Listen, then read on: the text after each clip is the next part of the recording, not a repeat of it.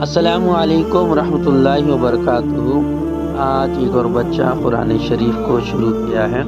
दुआ कीजिए कि अल्लाह तबारक उसके कुरान को मुकम्मल फरमाए।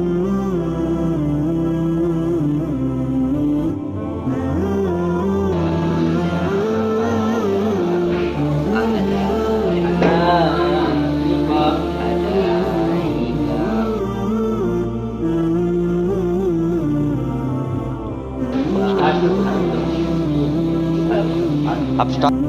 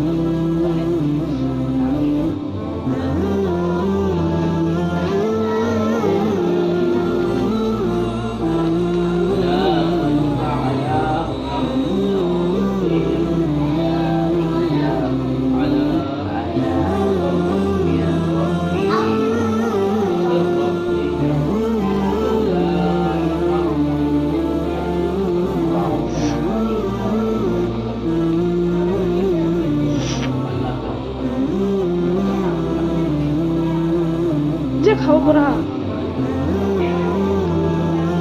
আমিন सब आमीन अल्लाह कबूल करे। एक मिनट फोट मान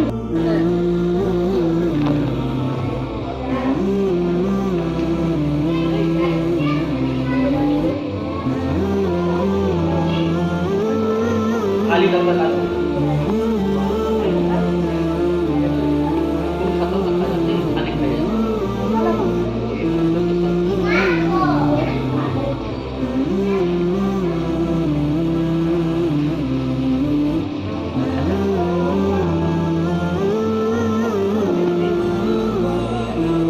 अरे बता